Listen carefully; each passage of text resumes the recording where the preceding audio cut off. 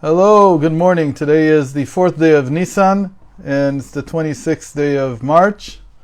And we're now holding by the first reading of Tzav, Parshat Tzav. And again, the Parsha is dealing entirely with the different types of sacrifices and different types of rituals that were conducted in the temple. And we're going to look this week at a number of different ones. Hopefully also at things that are not so well known and that have very deep meaning, but unfortunately are not usually studied. So what we want to look at today is the very beginning of the Parsha, the first reading. So we have in Hebrew, Tzav et Aaron ve'bnav lemor, zot Torah olah. Hi olah al mukdah al mizbeach kol halayla ad boker v'Hashem mizbeach tukad bo. The translation I have in front of me says, command Aaron and his sons thus. This is the ritual of the burnt offering. The burnt offering itself shall remain where it is burnt upon the altar all night until morning, while the fire on the altar is kept going on it. So what we want to look at is the words, this is the ritual of the burnt offering. In Hebrew, the words are Zot Torat HaOlah. Literally this would mean, this is the Torah of the burnt offering. Now the burnt offering, we won't get into it now, but there's a lot to be said here about this name. When you say burnt offering, it really doesn't capture the Hebrew word. The Hebrew word just means the elevation, something that rises up. And the reason that it's called rising up is because it's completely consumed on the fire on the altar. So nothing of it is left below. There's nothing that's enjoyed except for one part, which is the skin. The skin is taken off the animal, the hide, and the hide is given to the priests. But everything else is totally consumed by the fire. For this reason, there are many statements by the sages that this is considered to be the highest form of offering. We talked a little bit about this. We touched upon this, the idea of a peace offering of shlamim being actually in some ways even greater. But if we, before we get into our point today, so let's just say that these are the two main types of offering. It's either the completely burnt offering or the atonement offering, which we saw a little bit of last week. They're called chatat. So we have an olah and we have a chatat. What's the difference between them? That the chatat is partially consumed by the priests. The burnt offering is not consumed at all. The peace offering, which is a third form, which is a little bit like the chatat, the atonement offering, is consumed almost fully by the owner, by the person who brought the sacrifice. But the two types are whether it's entirely burnt or whether part of it is consumed by the priests. So this week we begin with the one that's completely consumed on the fire, and that's called the olah, the ascent offering. That's how it's usually translated here. They called it the burnt offering, same idea. Now, like we said, these two forms, they have a very clear, easy correspondence to the psyche. The burnt offering is what we call bitul, selflessness. The burnt offering is when a person is completely consumed in the sense that there is no I left. There is no ego left. It is completely consumed. In that sense, a person is completely 100% acting as if it's God acting and not him. The atonement offering is much more like the psychological faculty of lowliness, Lowli, lowliness, being lowly, which means that the person does have a sense of self. They understand that they have an ego, but this ego, they understand, is lowly, and it is prone to doing all kinds of mistakes and all kinds of negative things, and it's prone to gluttony. It's prone to a lot of problems, all the problems that we suffer from. So this is a very basic correspondence that's brought in Hasidic thought about these two types of offerings. Again, last week we dealt almost entirely exclusively with the atonement offerings, which are lowliness. And then this week we begin with the ascent offering, the burnt offering, which is like selflessness. This also gives us an idea that in a person's psychological development, the first thing to do, the first thing to work on, is actually the lowliness. It's much harder to come to a state of selflessness than it is to start with lowliness. And again, lowliness is understanding myself for who I am, for what I am, and accepting the fact that I have a lot of things to fix and to rectify. But now, what we want to look at is the wording here. Zot Torah olah. This is the Torah of the ascent offering. This is the Torah of the burnt offering. Why does the Torah use the word Torah? It's almost like it's referencing itself. It's like self-reference. It's like saying, what I'm going to teach you now is called Torah also. So the sages say right away, they tell us that what this means is that anyone who reads, or rather engages in the study of the laws of the burnt offering, it is as if he has brought a burnt offering himself. Meaning that there is the power in the words of the Torah, since the Torah is the blueprint from which the world was created. It makes some sense to a degree that if I engage in studying the topic in the Torah, it's equivalent to having actually acted it out in reality. In a certain sense, one might say that I'm like even going to the source. Where is this learned from? It's interesting that the sages connect this also to Abraham's covenant between the shards, the covenant for the land of Israel that he made with that God made with him in Genesis.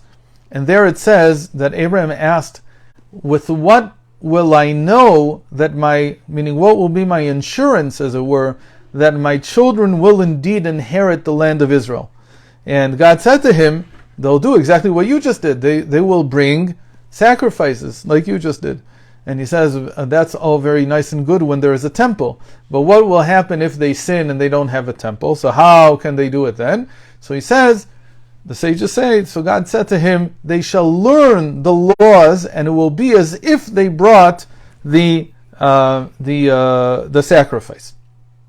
And this is a very big deal because obviously we're in a state where we don't have a temple, and this is one of the sources that is telling us that when you cannot act something out in practice, even though action is the most primary object of life, when you cannot act it out, then you have to at least go back to the source and study it.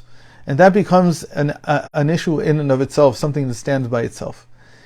But it's not that simple, because really there are a number of levels and a number of different ways to enact an action such as a sacrifice.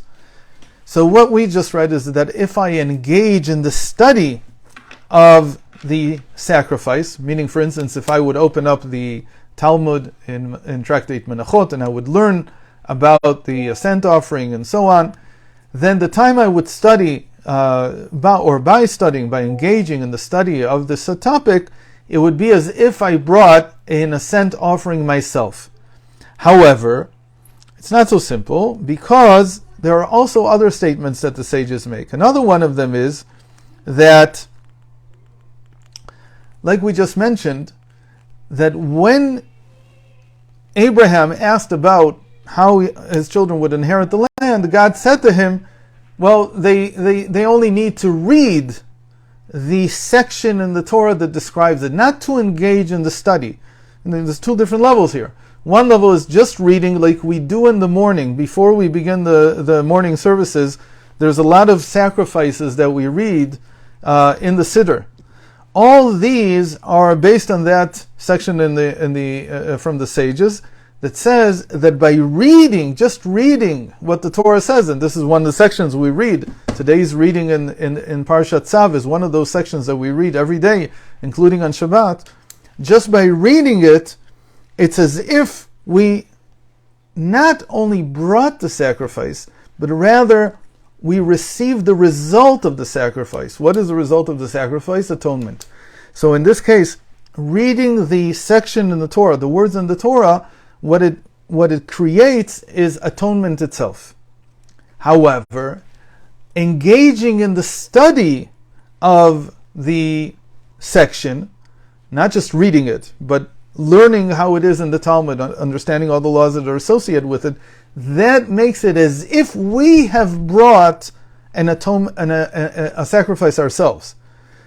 So again, just reading what it says in the Torah, it enacts the result, which is atonement. Engaging in the study is as if I vicariously now brought the sacrifice. It doesn't create the result, but what it does create is that I go through the process of bringing it.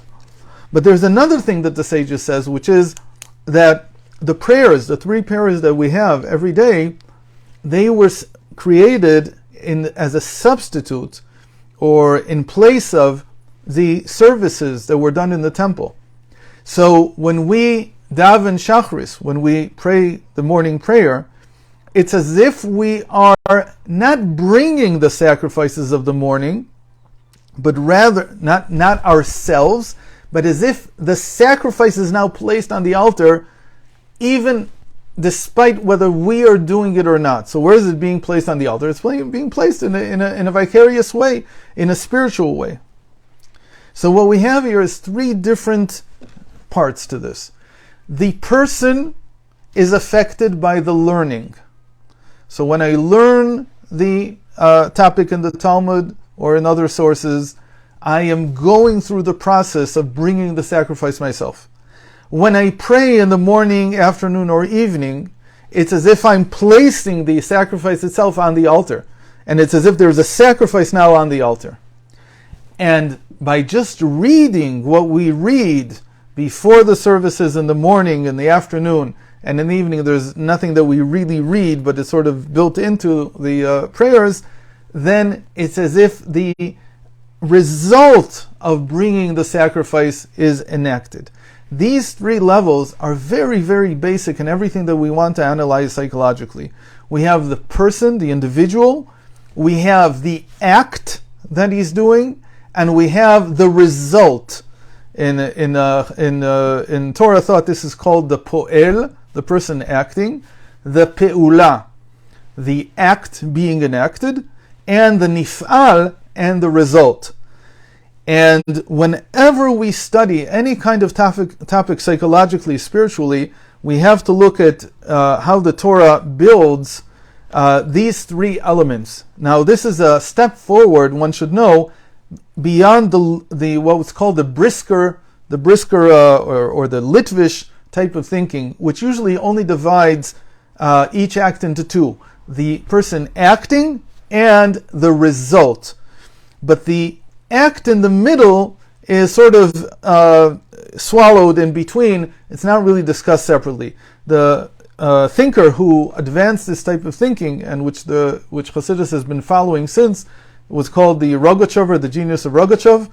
And he, Yosef Radin was his name, and he was an incredible mind that took apart basically the entire Talmud, the entire Rambam, Maimonides, and built it all based on this concept that every single thing that the Torah discusses psychologically in the realm of Chassidus is based on the po'el, the person acting, the action being acted, and the result being arrived at. So this is our first journey into this very big topic, and God willing, during the rest of the week, we'll look at some other interesting actions that are done in relation to these sacrifices. So I wish you all a good week, Shavua Tov, and we should be able to meet. Good morning. Good morning, Mikey. How are you? Shabbat.